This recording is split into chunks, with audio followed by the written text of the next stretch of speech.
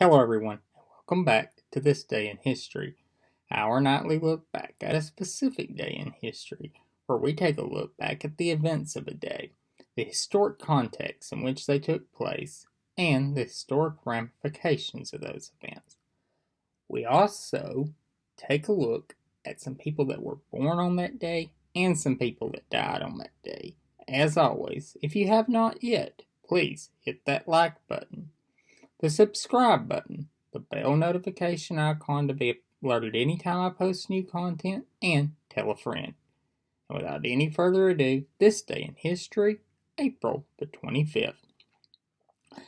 And a quick note, the event of the day today will also be the death that we cover today, and I will cover, of course, one person that was born. Without any further ado, April 25th.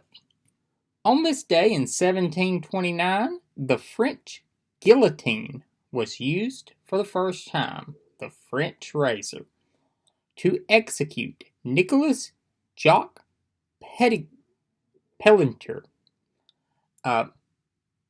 He had been, at 3:30 p.m., he had been convicted of a October 1791 robbery and rape and possible murder, although this is disputed, but it was a robbery and an assault, and was convicted and sentenced to death.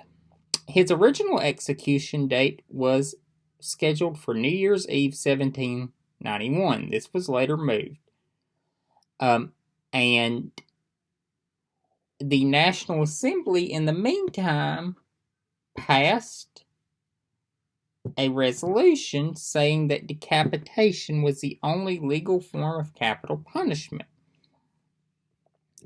In the intervening time, while he is awaiting execution, on the 24th of January 1792, a third court upheld his conviction. He had appealed. The first court had handed down their decision. The second court upheld the ruling, and so forth. And then the day of the execution comes. A large crowd gathered and watched the execution. And apparently they were dissatisfied with it because he was positioned in the guillotine. His head was positioned perfectly. The razor came down, and with one swift movement of the blade, he was decapitated. It worked as intended. The crowd was not happy at all about this. Apparently, it wasn't bloody enough for them. And they were chanting, "Bring back our wooden gallows." Apparently, watching a hanging was much more of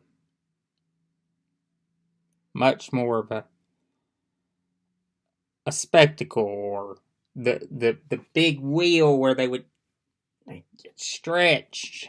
I think this kind of this part of it stuck out to me when I was reading about it.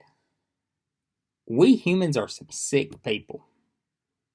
And this shows that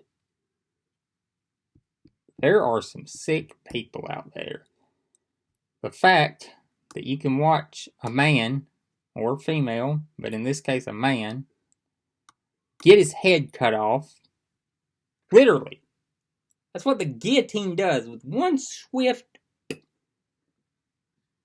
and his head fall over into a basket, and you be like, it's not bloody enough for me.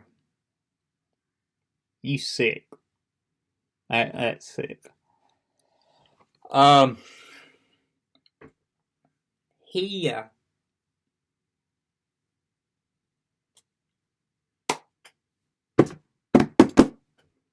was the first, but certainly not the last. The guillotine would be the Official method of execution of France until 1980, when France officially abolished the death penalty. So yes, a long-standing method of execution in France. Births that occurred on this day. William Brennan, 1906, in Newark, New Jersey. President Eisenhower appointed Brennan to the court as a recess appointment in 1956, and he was later confirmed by the U.S. Senate after the recess appointment expired. Brennan was a Catholic Democrat, and Eisenhower's advisors told him that this would really help him in the Northeast. So Eisenhower did it. And Eisenhower wins the election. And he appoints Brennan now for a regular appointment by some consent by the Senate. Well, Eisenhower would later quip, but he made 2 mistakes while in office, and both of them were sitting on the Supreme Court. One of them was William Brennan. Brennan would go on to be one of the most progressive jurists to ever serve on the Supreme Court. He helped steer the court in a very liberal manner, was very outspoken in his views on the death penalty, which he was opposed to, and supported abortion rights. He offered many very consequential